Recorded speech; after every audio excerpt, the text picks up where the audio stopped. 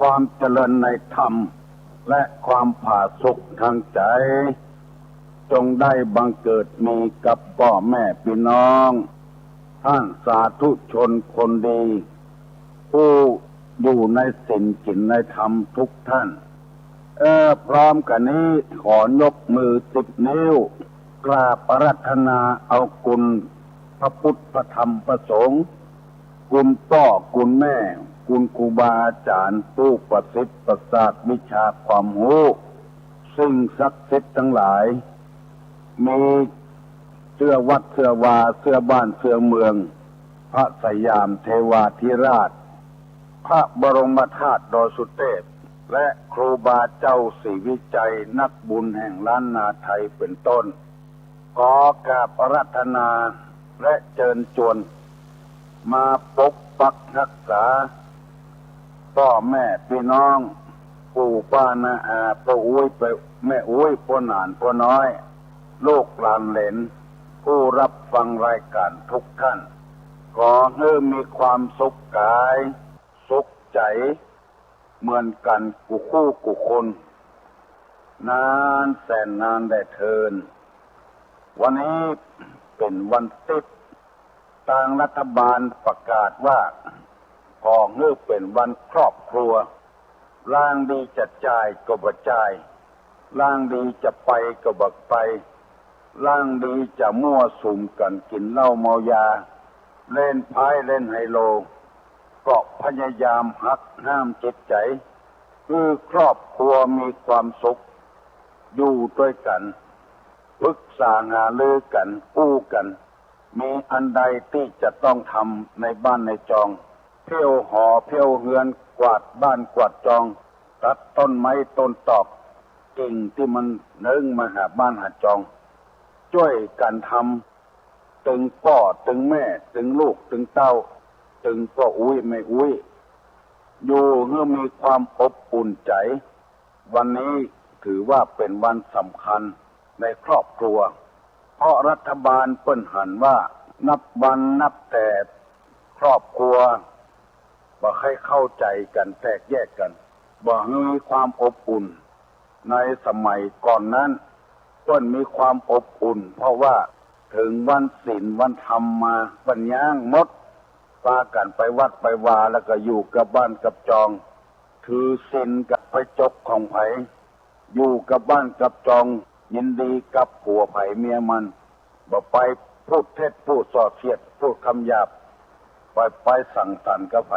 ในป่าเมี่ยงเกียงดงก่อนย่างบักเก็บเมี่ยงไปมาหาสู่กันระหว่างปางเหนือปางใต้พ่อนาแม่นาก่อนย่างมาเยี่ยเวียกเยี่ยกันบักค่ำควายบักค่ำงัวไถให้ไถนามีแต่โบราณมาแล้วแต่ปัจจุบันนี้มันขาดความอบอุ่นในครอบครัวส่วนมากจะไปผสมจุ่มนุมกันที่วัดศีล5ศีล8ค่ำออก8ค่ำแรม8ค่ำเดือนดับเดือนเพ็ญจะไปพร้อมกันที่วัดมีจนตะฮอดประเดียว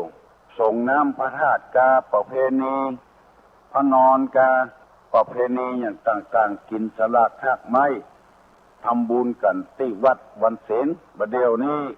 วันศีลมีความหมายน้อยไปแล้วจึงเอาวันติดก่อนที่จะได้ดำเนินการต่อไปนั้นขอเชิญชวนพ่อแม่พี่น้องพ่ออุ้ยแม่อุ้ยพ่อหนานพ่อน้อยพี่ป้าน้าอาลูกเต้าหลานเหลนทั้งหลายได้ไหว้พระให้เป็นสิริมงคลเมื่อตะวานี้มีคนมาโทรมาบอกว่าโอ้ได้ไหว้พระแล้วเน้อตัวตุลุงเน้อกูเจ้าเน้อฮาดไปกูเจ้าเด้อบ้านสันเมืองตะวาเปิดขึ้นเงินใหม่แฝงห้องพระเจ้าไว้โอ้ดีใบดีบอดลูกเต้าหลานเหลนคือความสุขกับคนเฒ่าในเบื้องปลายแห่งชีวิตแฝงห้องพระไว้คือคนเฒ่าได้ไหว้พระเจ้าด้วยกันกูเจ้าวันนี้ไหว้ตัวตุลุงก็จะดีเนอะว่าพร้อมกันเนอะอะระหังสัมมาสัมพุทโธภควาพุทธังภควันตังอภิวาเทมิกราบสวากขาโตภควตาธัมโมมังนัมสสามิข ฏิปันโนภะคะวะโตสาวกสังโฆสังฆังนามามิกราบอันธรรมยังพุทธัสสะภะคะวะโตบุพพาภคะนะมะกะลังกะโลมาเสนะโมตัสสะภะคะวะโตอะระหะโตสัมมาสัมพุทธัสสะนะโมตัสสะภะคะวะโตอะระหะโตสัมมาสัมพุทธัสสะนะโมตัสสะภะคะวะโตอะระหะโตสัมมาสัมพุทธัสสะพุทธังสรณังกัจฉามิธัมมังสรณังกัจฉามิสังฆังสรณังกัจฉามิตุติยัมปิพุทธังไม้ขัวพอให้พอดีเนี่ยจะไปห่มเถอะจะไปฟังบวชตัวเถอะแต่ก่อนทุกข์ยากบัดเดี๋ยวนี้ได้ดิบได้ดีได้งานทำไปว่าเนี่ยตัวเก่าอันเก่าคือทอดหาคนนั้นคนนี้มันเป็นคำสอนนะคำสอนนี่คนเราจะไปประมาทจะไปลาสาในชีวิตของตัวเองและคนอื่นต้องอดตัวเถอะวันหน้ามันบัดแน่นอนเถอะหมู่นี้เป็นต้นวันนี้จะได้นำเอากรรมที่ว่าเหตุที่ทำมือคนอายุสั้นต่อทิตวาน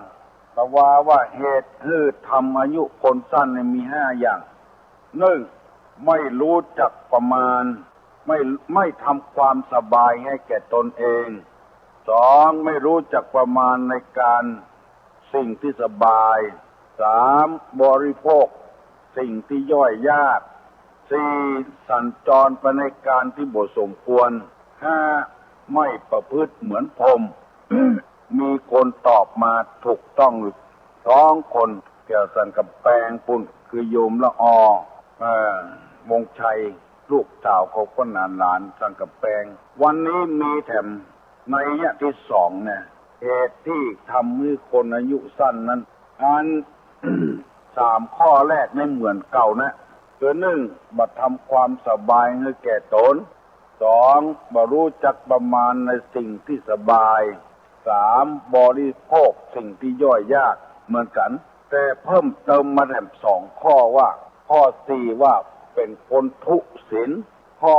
5เพิ่มเติมว่ามีมิตรชั่วเพิ่มเติมแถม2 ข้อและข้อ1ข้อ2ข้อ3นี่ตุลุงอธิบายแล้วเพราะอธิบายไปก่อนแล้วเมื่อตะวานี้วันนี้จะอธิบายข้อที่4ที่5ให้ฟังถ้าเราฟังแล้วเราคงรู้ละอันอย่างคืออันอย่างข้อที่4ว่าเป็นคนทุศีลคำว่าทุศีลนี่ก็คือคนบ่มีศีลบ่มีธรรมบ่มีมนุษยธรรมทำตัวแตกต่างจากคนอื่นหันกงจักเป็นดอกบัวหันมอนหกว่าเป็นสวรรค์อันนี้คือคนทุศีลตรงกับคนสุศีลทุจริตทุนี่กับทุจริตมีกายก็บัดใจกายนี่เป็นประโยชน์กับตัวเองกับคนอื่นชอบเบียดเบียนคนอื่นชอบเบียดเบียนสัตว์อื่นเพื่อหวังประโยชน์ส่วนตัวทำให้คนอื่นเดือดร้อนตัวมีความสุขอย่างเดียวเคยได้ยินว่ามีคนมั่งมีสีสุขซื้อที่ไว้ตั้งในแล้วก็ซื้อที่ไว้ตั้งนอกให้ได้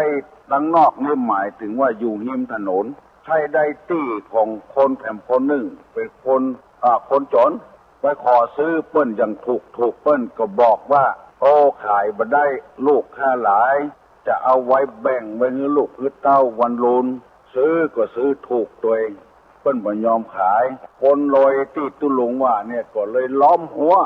ที่ตัวเก่ามันติดถนนมันเข้าง่ายออกง่ายไปเกิ้งอย่าหมดที่ของคนตกในเข้ายากออกยากกันแกล้ง เบียดเบียนทุศีลบ่หันใจคนอื่นล้อมหัวอย่าหมดที่คนตกอยู่ตังในเข้าก็ยากออกก็ยากบ่งูอย่าไปตังใดฝนมีดจนก็เลื่อมมากรอท่าคนโรยที่ล้อมหัวตัวเก่าไว้กองเปิ้นลงรถมาก็งอมเขาฟันจนหมอฮับบ่ได้แค้นใจว่าตัวมีตี้อยู่แล้วนักอยู่แล้ว ไผ่ห้ามก็ตึงบุฟังเอาจดตายคำที่เพราะความแค้นอันนี้เปิ้นฮ้องว่าคนทุศีลเกิดมาจากคนโลยทำไว้จึงทำให้คนตุกเนี่ยแค้นใจติดข้อกี่ปีจะประหารชีวิตก็ยอมหมดเพื่อลูกเพื่อเต้าของตนเองอันนี้เป็นต้น เพราะฉะนั้นจึงทำให้คนที่ว่าเนี่ยอายุสั้นลงไปแถมมั่งมีสีสุขอยู่แล้วไปค้ำเคคนอื่นคือเดือดร้อนก็พยายามเกิดมาเป็นคนตึงเตื้อคือมีศีลคือมีธรรมอยู่กันล่งส่งกันปองที่ดินก็คือที่ดินนั่นแล้วมันเกิดมากี่ล้านปีแล้วบุหูไปขังไว้ไปห่วงไว้จะเอานักคนบ่มีก็บ่มีหั่นแล้วบ่แบ่งสรรปันส่วนให้กันห้องอยู่บนป่ายไม้ย้อยแย้มไข้หัวห้องตัวอยู่ดินเมาวินร้องไห้มันบ่เสมอกันควรจะมีความเสมอภาคกันจะไปแย่งไปยั้งแผ่นดินนี่สมมติว่าเฮาตายเฮาก็บ่ได้เอาไปเผาที่นั่นไปฝังที่นั่นเพิ่นดึงมีประเหี้ยวประจ้าเนื้อแถมติ้งอันนี้เพิ่นฮ้องว่าคนทุศีลอายุสั้นผัวบ่มีศีล ก็อายุสั้นเมียบ่มีศีลก็อายุสั้นผู้เจ้าบ่มีศีลก็อายุสั้นศรัทธาบ่มีศีลก็อายุสั้นคือเป็นคนประกอบด้วยมนุษยธรรมพ่องอันนี้เป็นข้อที่สี่ที่เปิ้นต่อไว้ข้อที่ห้าปาปะมิตโตแต่ว่ามีมิตรชั่วมีเพื่อนฝูงที่บดี พบกันในทางที่บดีทวนกระแสลม บ่ทำไปตามน้ำทำไปตามตัวน้ำเพียงใดดอกบัวเพียงอันแบบเนี้ยอย่างอันไปคบคนที่มันบดีนักเลงกูอย่างอันที่ทำความเดือดร้อนคือตัวเองและคนอื่นนักเลงกูอย่างวันนี้ตุลุงนำมาเสนอทั้งสองข้อคือพี่น้องทั้งหลายฟังเพื่อเมื่อได้พินิจพิจารณาว่าเกิดมาตึงเตื้อขออายุได้ยืนยาวอยู่ไปเมินปราศจากโรคภัยไข้เจ็บต่างๆหนึ่งไม่ทำความสบายให้แก่ตนเองทำความทุกข์ความลำบากคือตัวเองบ่อยๆอายุสั้นสองบ่รู้จักประมาณในสิ่งที่สบายหมายความว่ามีอยู่แล้วเอาแถมไอ้อย่างหมูเนี่ยเวียกเนี่ยการเมื่อวันยังบอกพอเอามาคืนด้วยแถมมาเพื่อได้พักได้ผ่อนของที่มีใจมีสอยแล้วบัดใจบัดสอยเอาหมูเนี่ยเป็นต้นมีนาบัดเนี้ยนาอย่างเงี้ยหน้าที่จะได้เข้ามาใส่เล่าใส่หลงมาเพื่อความสบายแก่ตัวเองมีอันใดบัดใจบัดสอยคือความสบายบ่รู้จักประมาณบางทีก็จ่ายนักลำไปกินนักลำไปหมู่นี้เป็นสองกินข้าวกินของที่มันย่อยยากมาหารแก่ต้องไปหารแก่ปากอย่างเดียวอันนี้ก็อายุสั้นแล้วก็เป็นคนบ่มีศีลบ่มีธรรมแล้วเป็นเอาคนชั่วมาเป็นมิตรตุลงได้ปาปี้ปาน้องไปปะใส่ธรรมะธรรมโมแล้วขอเมตตาเวลาเล่านิทานให้ฟังสักข้อหนึ่งเพื่อจะได้จดจำไว้นำไปพิจารณาอยู่ตลอดเวลามีงูตัวหนึ่ง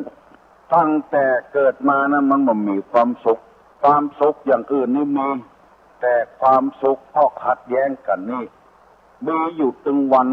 งูที่เกิดมาพุ่มเดียวกันพ้นตุ้ยปีดีงามกันหมดอยู่อย่างสบายแต่งูตัวนี้มันบ่สบายซะเตื้อที่มันบ่สบายเพราะเหตุว่ามันขัดแย้งกันในตัวมันคือระหว่างกับหัวกับหางบ่ทำหน้าที่ของหาง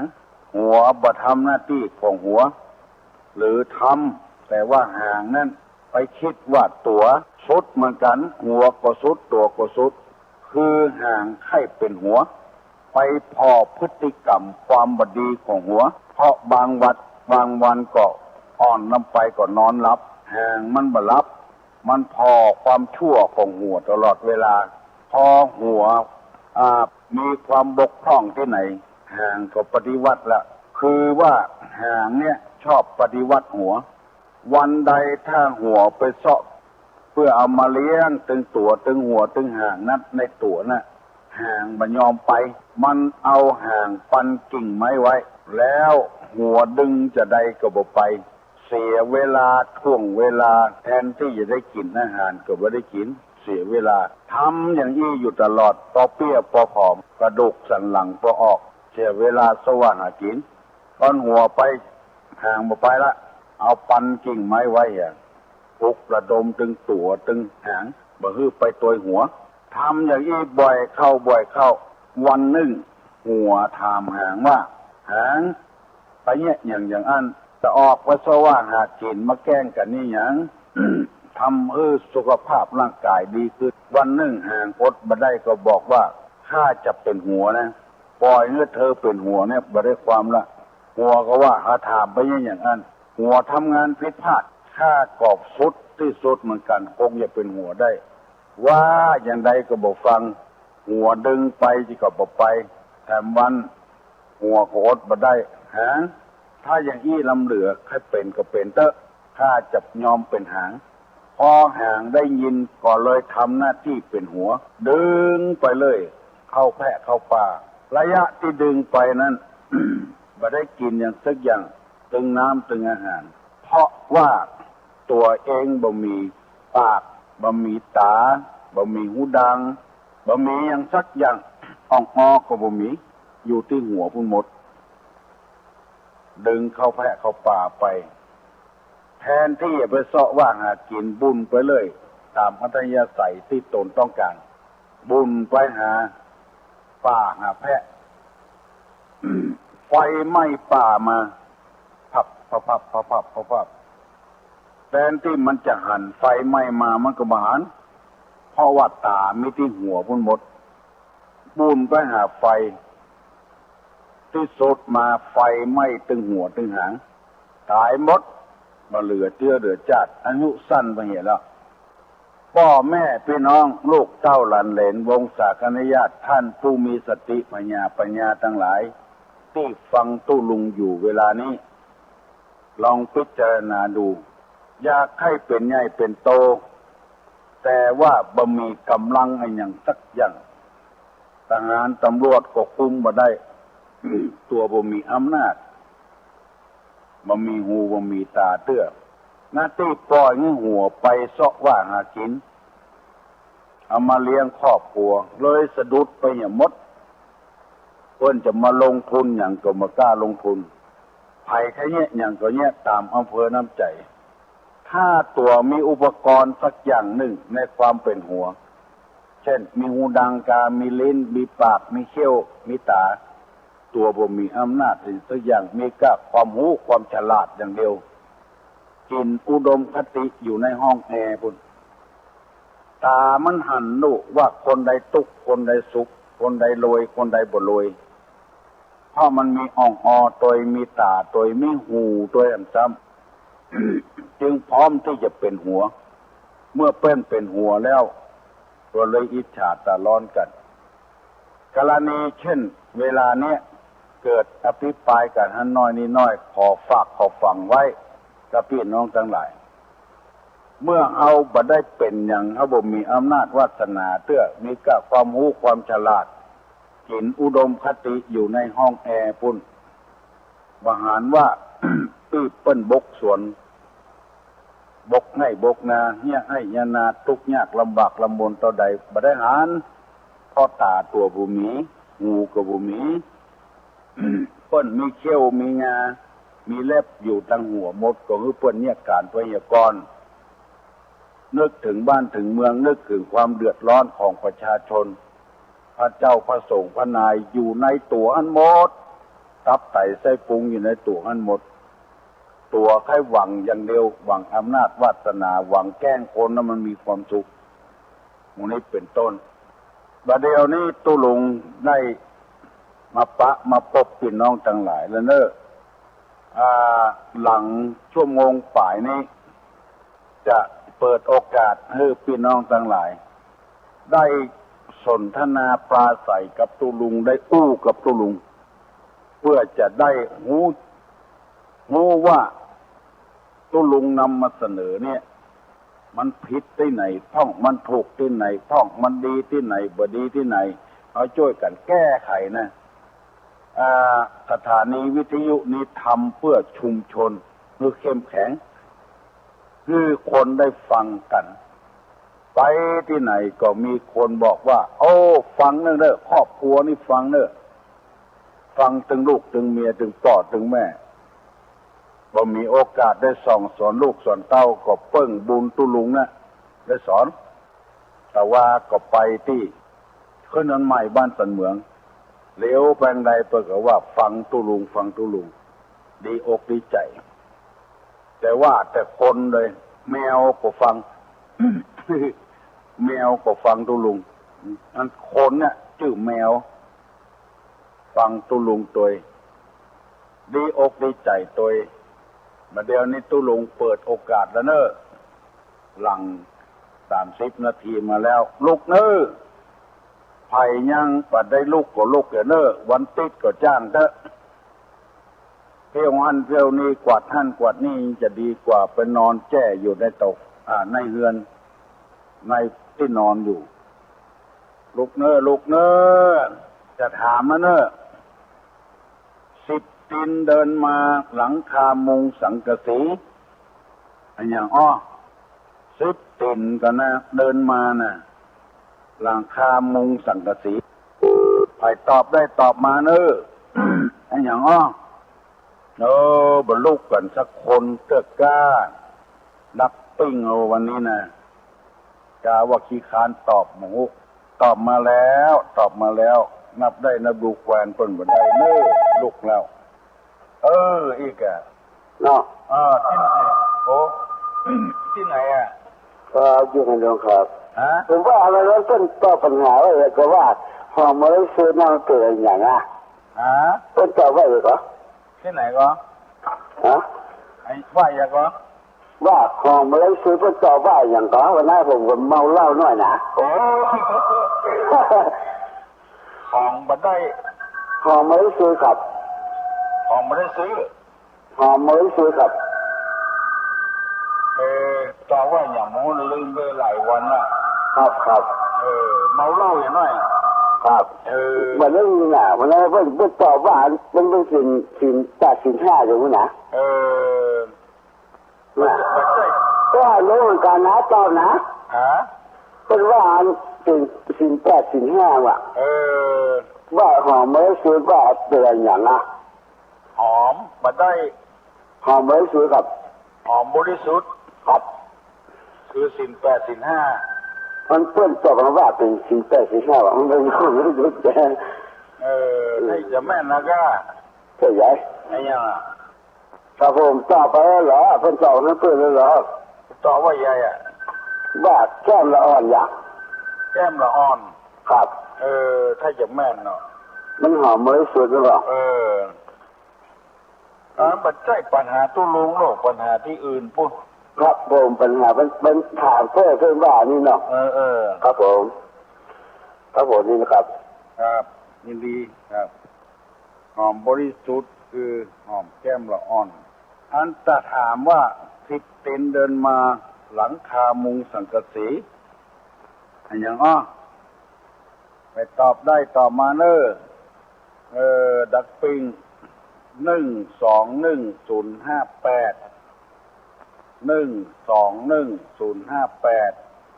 10 ตีนเดินมาหลังคามุงสังกะสีอันอย่างบัดได้ก็บ่เป็นหยัง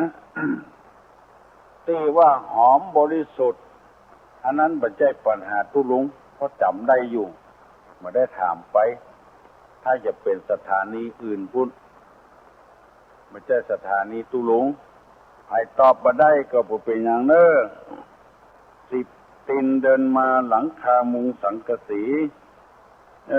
ถ้าอยากใกล้กันไปแล้วก็อุเตื้อนี่บัดตันวางหูกดกระลิ่งนะวันนี้ดักปิ้งกันอยู่เฮ้ย วัดปังแง่เพิ่นจะปลุกสิมาในวันนี้นะฮัลโหลเจ้าตุลุงนี่แม่นเต่ากับเจ้าเต่ากับเจ้าเต่ามีกี่ตีนเต่าจะได้วิ่งตี อย่างฮะกูก็ไปแจ้กัน โอ้แม่นแล้วโอ้เจ้าหลังคามุงสังกะสีเนาะซิปตินเนาะปูมันเปลือกมันแข็งนะเจ้าน่าจะเจ้าถูกแล้วเนอะตุลุงเจ้าที่ตุลุงอู้มาในถูกหมอแต่เจ้าแปลเจ้าฟังไปวันเดียวเรื่องเนี่ยปัญหา5 ข้อเจ้ามันถึงคนที่ลืมมาสิมาพูดถึงเรื่องเดียวปัญหาบ้านเมืองเนาะคนที่เขาไปประท้วงนั่นนะ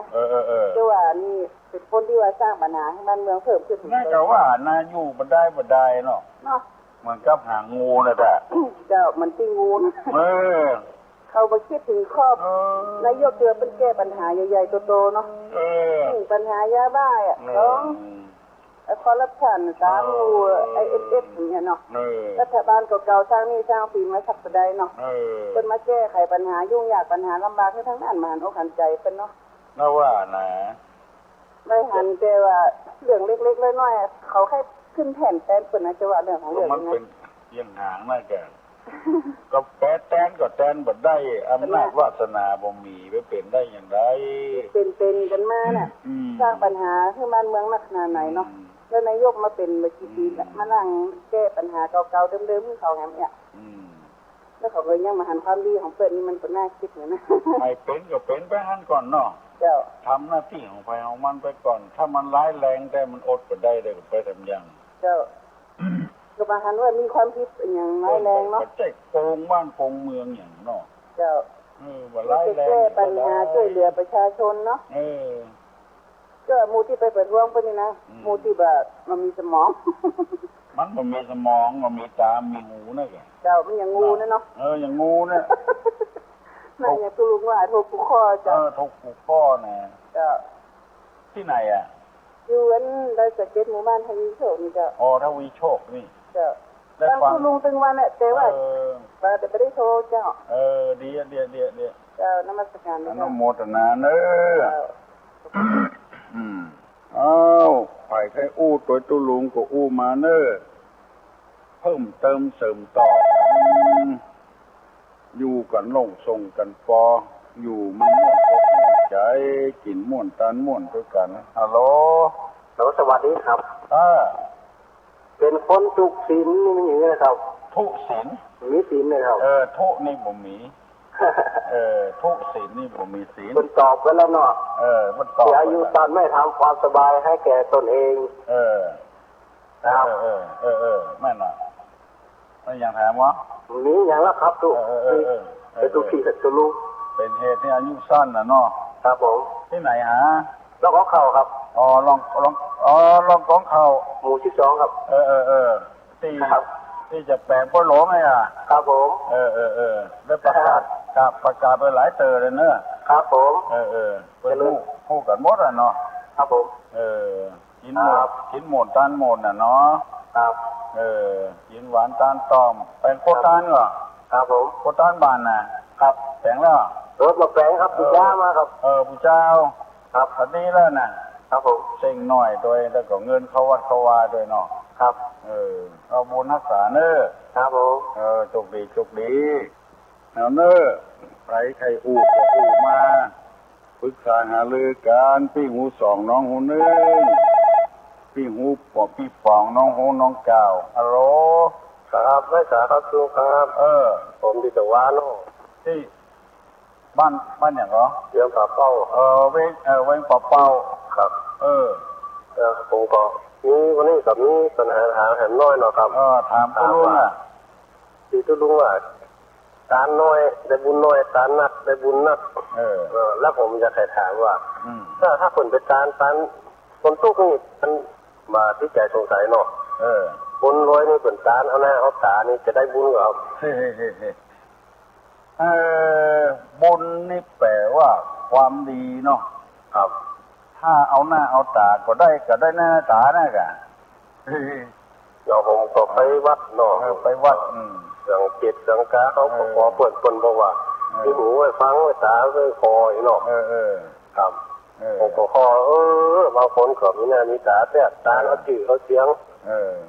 ผมว่าทุกสิ่งทุกอย่างแล้วอย่างตุลุงว่าน่ะมันกินเหมือนได้ ทุกสิ่งทุกอย่างเนาะเอาบุญว่าเอาตามไปแล้วก็แล้วไปเฮียเนาะว่าน่าจะได้บุญหนักกว่าเขาจะเอาบุญก็ได้บุญจะเอาหน้าก็ได้หน้าเสื้อก็ยืมหมดคนมาตานก็ได้นี่ครับก็ผมก็อย่างที่ลุงว่าเนาะกินเงินเปิ้นจะไปกินเงินเปิ้นน่าจะผมชอบตะลุงอย่างหนึ่งครับโอ้สมัยแม่ผมอยู่เนี่ยคนว่าลูกเนออย่างตะลุงว่าเนี่ยครับจะไปรับลูกว่าลูกขวายมันไปไหนมาตั้งกินเปิ้นนะผมว่าลูกแม่เจ้าของฟังตึงวันดีละไหวภาพไปตะลุงตึงวันครับไปตะลุงตึงวันเนาะครับแต่ปัญหานี่ผมฟังแล้วบางครั้งผมบรรยากาศตัวก็ลืมไปพ้องฟังแล้วก็คือแล้วมันอะไรว่ากินมันเปิ้นเขาตุกจะไปกินอย่างพวกนี้กินความบ้ามันก็ถึงเหมือนเปิ้นนะครับแม่นอเขาคนนุ่มคบดูก่อนคบอย่างได้กินได้เนาะครับแล้วเขาเท่ามาเขามีเขี้ยวเขาจะไปคบอยู่อ่อนแกงละอ่อนก็มาได้เนาะครับแม่ทุกสิ่งทุกอย่างเนี่ยกระตุ้น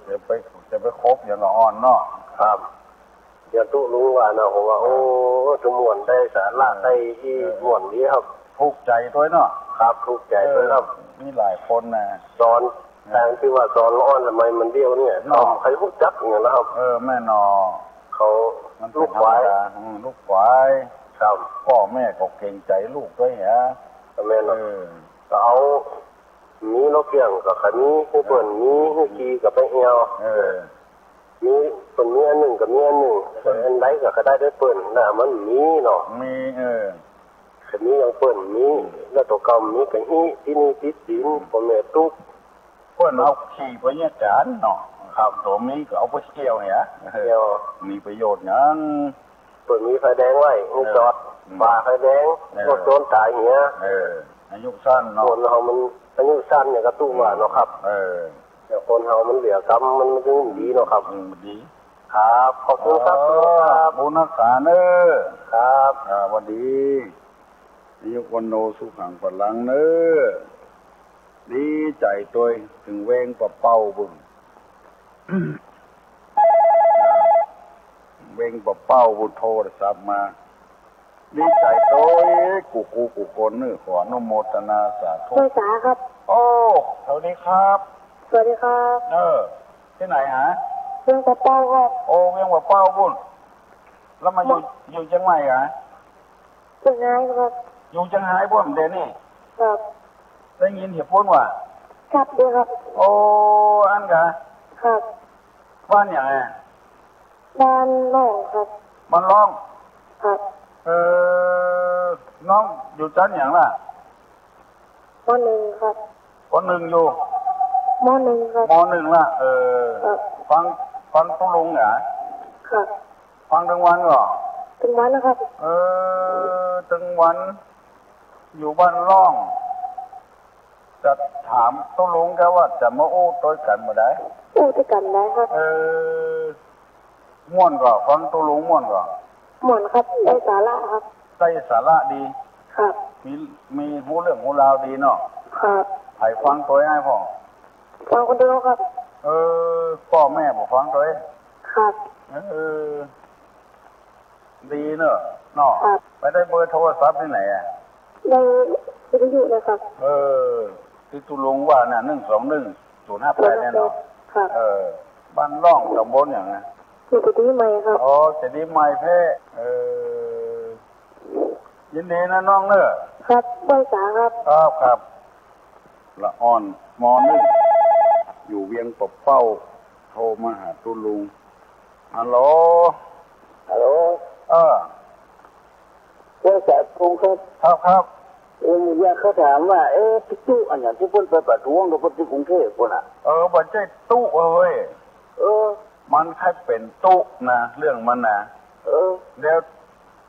กันเดียวเนี่ยตุลุงกูฟังนะครับผมมันเป็นตู้อยู่ก่อนแล้วก็มันว่าอ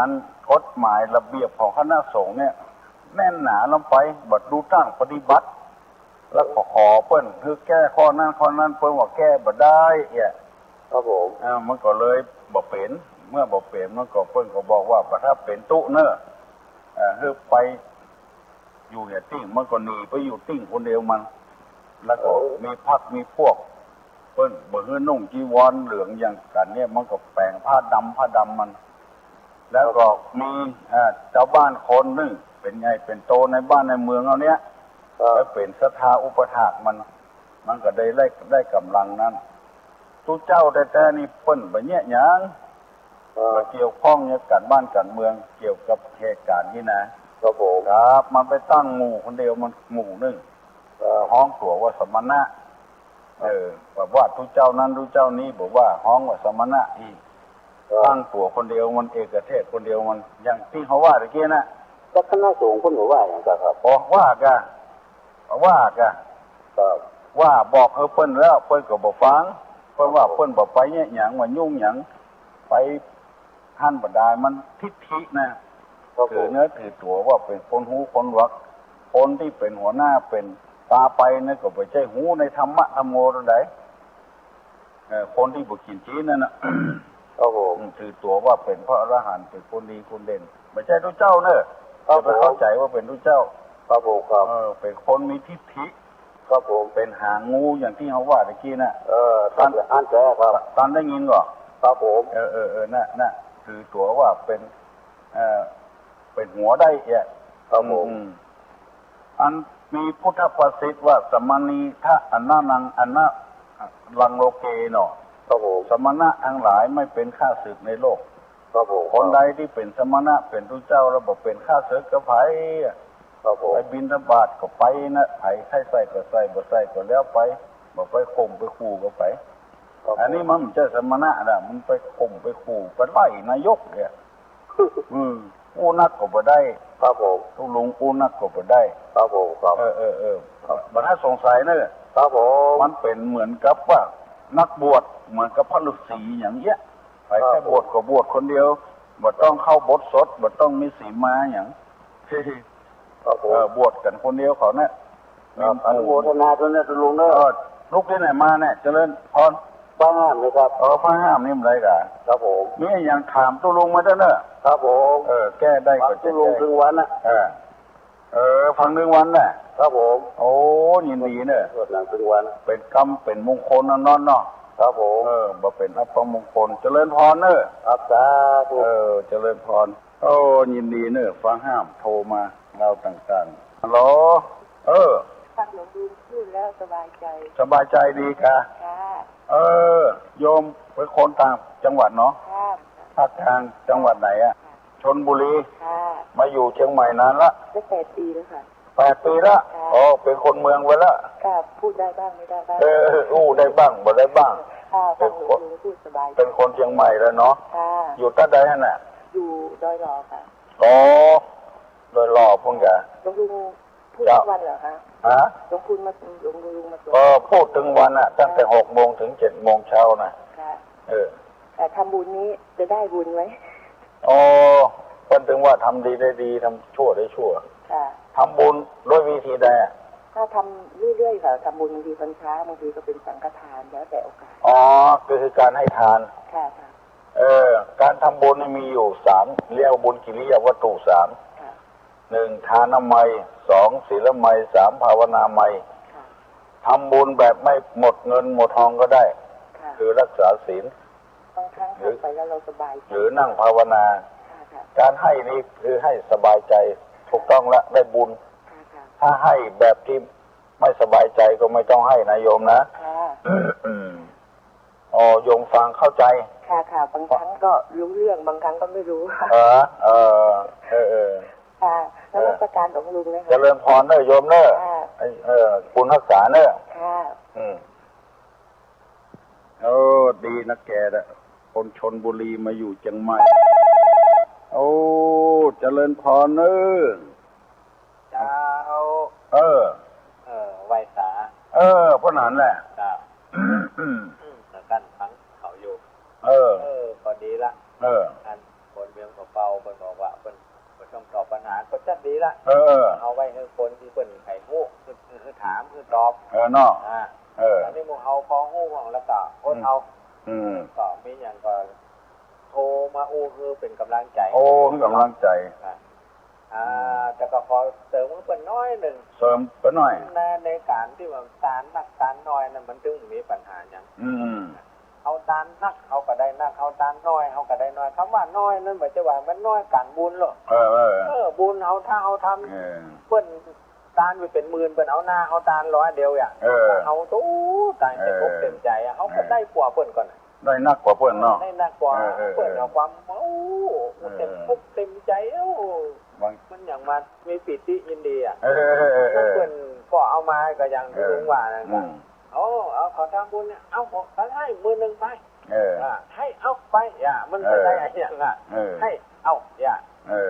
มันก็มาได้อย่างก็ขอปิ่นหนานที่มังปะเป้าเนี่ยเข้าใจแต่นี่โดยนกกระเป๋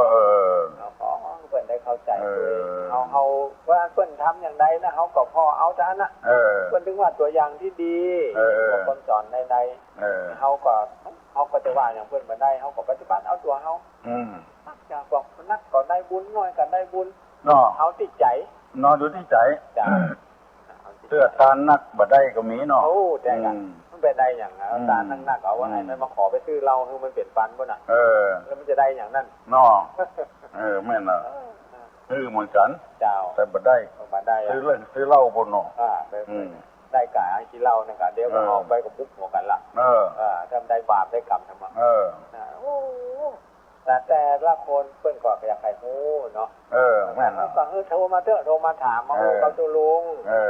แต่ตุลุงก็จะได้มีกำลังใจก็จะได้อยู่สบายขึ้นนักน่ะมันทำงานก็คือได้ผลนะเนาะเจ้าบ่ได้ผลเขาก็บอกให้ทำนั่นมีคนฟังกันมีคนฟังกันตุลุงยังผัวว่าไปเพียงกว่าเป้า5บันไดกับนั้นจึงบอกแล้วโดไม่จะดีเป้ามาก็คนเวียนกว่าเป้าก็อยู่ไปต่างจังหวัดนั่นเนาะเจ้าไปลำปางไปละอ่อนเนาะแม่ถ้าเพาะคาลำปางเบิ่งไปจะทำได้หมดเมืองปานเพิ่นเอามันก็ติดเพียงกว่าเป้าบ่ล่ะแม่นเนาะก็ก็ดียินดีกับมันเขาแท้ๆนะเขาฟังเขานี่น่ะสนใจเนาะครับเพิ่นเข้าใจเพิ่นก็ได้บุญได้กุศลเนาะทุกคนฟังธรรมะธรรมโอเนี่ย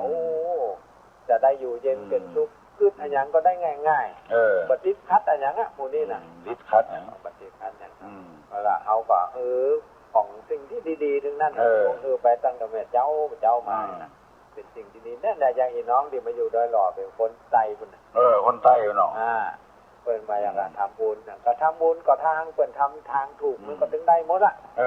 จากสังฆทานจะยังกระจ้างแต่ถ้าเอาอย่างที่ลุงว่าบุญกิริยาวัตถุทั้ง3มันต้องเสียเงินเสียทองกันได้บุญเสียเงินเสียทองเนี่ยรักษากายวัดจัดใจเหรอก็ไปเสี่ยงสตังค์มันถึงได้แต่อันนี้ข่าวไข่คือหมู่ที่เปิ้นกำลังฟังอยู่ก็ดีที่เปิ้นไปได้ฟังคนไหนได้ฟังแล้วก็ขออู้กันต่อไปขอได้เจ้าหนึ่งได้สักน้อยหนึ่งก็เอาละตุลุงตั้งเป็นชั่วโมงถ้าขอได้สัก5 นาทีหนึ่งเอาฟังสักน้อยหนึ่งก็โยกมือไหว้สาธุก็เป็นอย่างการอย่างงานเถอะต้องเป็นอย่างเนาะครับอันนี้ก่อนเนาะครับออกอาการวันอย่างผมออกวันอังคารกับวันพฤหัสวันจันทร์วันพฤหัสแล้วก็CM 777 97.5นี่วันเสาร์กับวันอาทิตย์3 โมงวันนี้กับเดียวนี่ไปละCM 97.5นะตั้งแต่8 โมงถึง 9 โมงจะเริ่มพรเนิ่นนานเนอะจ้าดีมีสุขอายุมั่นขวัญยืนฮิบมาก็ขึ้นมีโชคมีลาภบุญรักษาเนอะกูคนยังแถมน้อยเนอะจับ7 โมงนะลุงจะได้ย่างละไผแค่อู้ตัวก็อู้ตัวเนอะ121 058กำมาอู้อู้กูอู้มาเอาโอ้เข้าใจกันน้อยได้อยู่ประการหลวงลุงอยากจะถามว่าที่นี่เขาพูดว่าถ้าสามีตายไปนี้เราไปทำบุญก็ไม่ได้จริงเหรอคะโยมที่อันน้อยรอนั่นเหรอค่ะคือเรื่องมันเป็นอย่างนี้นะสามีตายไปแล้วภรรยาทำบุญอุทิศให้แล้วสามีจะไม่ได้ คือเรื่องมันนี่เป็นเรื่องใหญ่หน่อย แต่ขอเมตตาเวลาสักหน่อยนะคือว่าถ้าสามีตายไปแล้วและภรรยาไปได้สามีใหม่เวลาไปทำบุญนั้นทำบุญให้สามีเก่าสามีใหม่มันจะไม่พอใจว่าตัวเองเนี่ยมาใหม่ทำไมไม่เคารพนับถือไปทำบุญให้สามีเก่ามันก็โกรธแค้นขึ้นเรื่องมันเป็นอย่างนี้เขาก็เลยบอกว่าไม่ต้องทำให้สามีเก่าละมีสามีใหม่ก็บำรุงสามีใหม่ไปเรื่อยๆเคยผิดร้องห้องเถียงกันมามากแล้วบางทีกำลังกินข้าวอยู่พูดไปไปนึกแต่สามีเก่าสามีใหม่มันก็แค้นขึ้นมาในกันโตเข้านะวัดหัวเมียมันจะไปคดเอาที่ฝังมาอย่างมูนี้เป็นต้นเพราะว่าคนเรานะมันยังเป็นปุถุชนอยู่มีถ้าจะทำบุญก็ได้ทำไมไม่ได้แต่ว่าจะไปให้สามีใหม่รู้ถ้ารู้แล้วมันเครียดแค้นเราไม่มีอย่างนี้ค่ะคือเราเคยทำถึง15 วัดแบบสังฆทานค่ะทำไปเถอะรวมก็เคยทำค่ะ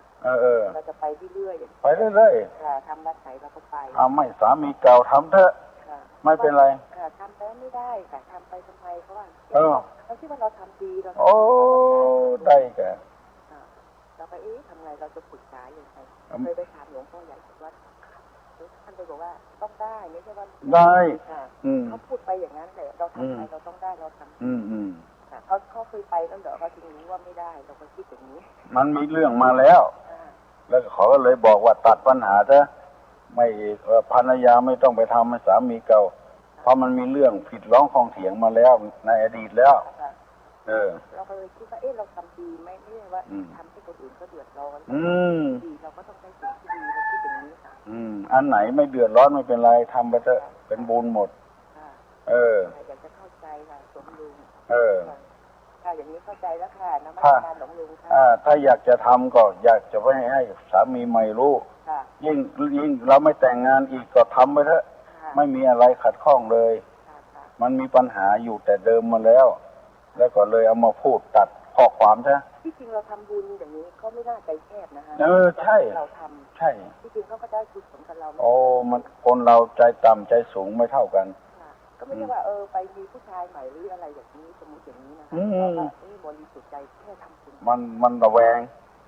ว่าทำไมเราเป็นสามีทั้งคนไม่เคารพนับถือเราไปนึกถึงสามีเก่าพวกนี้มันระแวงถ้าเกิดเขาแฟร์อย่างนี้ก็ดีนะคะอย่างว่าคนใจแคบเนาะใจแคบไปกันใจบกว้างนมัสการหลวงลุงเจริญพรเนอะดีมากโยมพอออกไม่ออกคนหูเนี่ยเนอะมันเป็นไปอย่างเงี้ยมันเคยมีมาแล้วเรื่องฮัลโหลไปตาเจ้าตุลุงเจ้ามาถึงแล้วมาแล้วโทรหาตุลุงเรื่องเจ้าแล้วพอดีเปิ้นมาบ้านเมื่อเช้าแย่ใดบัดตันเปิ้นบัดตันได้สวะหูกิ้งน่ะก็วันนี้ได้ความกระจ่างของสมณะโพธิลักษณ์นะที่ตุลุงพูดฟังที่หลายคนวันก่อนไปบ้านเปื่อนจะถามว่ามันเป็นใจเท่ากับที่ไปให้เปิ้นมาถูกไม่ใช่ตัวเจ้าบอกเปิ้นเนี่ยเจ้าเพราะว่าที่ไปมาถูกว่าต้องมาหูต้นต่อมาจากไหนข้ออย่างที่ใส่สีดำแต่หูว่าคณะสงฆ์เปิ้นบอกว่ามันสนใจมันป้นจากความเป็นคณะสงฆ์ไปละแล้วก็เลยมีทิฏฐิอยู่รู้สึกว่าคณะสงฆ์ก็จะออกคำเตือนอยู่เนาะเตือนกันเตือนไปแล้วก็ถ้าไปทำความผิดอย่างคณะสงฆ์บ่รับผิดหรือบ่รับชอบสักอย่างดีก็บ่ดีตัวให้ก็บ่ให้ตัวแล้วก็สงสัยอยู่ตัวลุงสมณะอย่างไม่ยุ่งเกี่ยวขนาดหน้ากาถ้าเป็นสมณะจริงสมคงไปยุ่งเกี่ยวไปยุ่งอย่างยุ่งกับการเมืองนี่ยุ่งได้นะถ้าทางใดมันดีก็สนับสนุนยุ่งได้ไม่ใช่ยุ่งบ่ได้ถ้ามันบ่ดีก็จะไปไล่คนนั้นคนนี้มันไม่ใช่เรื่องของสมณะละต้องสนับสนุนขอโทษเนี่ยพี่น้องทั้งหลายว่าทุกโรงไม่ใช่อู้กันเมืองนะอู้ธรรมะเลยเนาะหน่อย เป็นอย่างคือกำลังใจคนดีอะตุลุงเนาะมันน้อยดูเราได้คือกำลังใจเปิดเป็นดีได้คือออกเยี่ยวอย่างคนอื่นนะเนาะตุลุงแม่นก็มีใครเนี่ยค่ะเจ้าได้หูความกระจ่างได้กระป๋อละกระจ่างได้อีกระป๋อละถามมาเต้อเนอะภัยกระจ่างได้ถ้าว่าสงสัยนะยังได้อ้วนคนถามมันก่อนเนาะน่ะกะทิอ้วนกันลูกสาวเปิ้นแหมเนาะเปิ้นถามต้องสงสัยมาไม่ใช่สมณะไม่ใช่ทุเจ้าเพราะอย่างใส่จังเนาะบุคคลจำพวกหนึ่งที่นับถือพุทธศาสนาก็เป็นพุทธเหมือนกันเป็นพุทธเหมือนกันไม่ใช่นิกายก็ไม่ใช่เปิ้นว่าเปิ้นนี่อย่างอีถูกเนี่ยนี่อย่างอีถูกอย่างเทวทัตน่ะแต่พระสงฆ์เอาเนี่ยบ่ถูกเปิ้นของเปิ้นถูกเนี่ยมันเทวทัตอันนี้บ่เชื่อพระพุทธเจ้าน่าจะเหมือนหางูที่ว่าได้แก่ตัวเป็นหางแค่เป็นหัวยื่นข้อเสนออย่างมาพระสงฆ์เพิ่นบ่รับผมเลยโคตรคืนใบสุทธิอย่างหมดตั้งตัวทันติ้งคณะสงฆ์ก็เลยบอกว่าบ่รับผิดชอบเน้อถ้าคณะนี้ไปทำความดีก็ดีเถอะถ้าคณะสงฆ์หมู่ตัวทำความบ่ดีก็อย่าไปยุ่งกับคณะสงฆ์ประเทศไทยเน้อเหี้ยไว้สาเจ้าตุลุงเจ้าเจริญพรบุญรักษาเน้อกูคนอายุวันโนสุขังพลัง7 โมงปลายแล้วตุลุงก็จะย่างเหี่ยก่อนเน้ออยู่ดีมีสุขอายุมันขวัญเงินอยู่ไปตามน้ำทำไปตามตัวน้ำเพียงใดดอกบัวเพียงอันเอาอกเอาใจกันหน่อยวันนี้วันติดเอาใจกันหน่อยฮัลโหล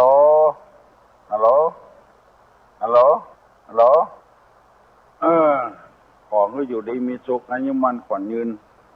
มีหิมากาขึ้นมีโชคมีลาภผลยกมือไหว้จะปั่นปอนละสัพปีติโยวัจจันตุสัพพะโรโควินัสสตุมาเต ภวะตวนตาลาโยสุขีติคายุโกภวะอภิวาอนาสีริสานิจังอุทาปจายิโนจตารโลธรรมาวัฏันติอายุวันโนสุขังพลัง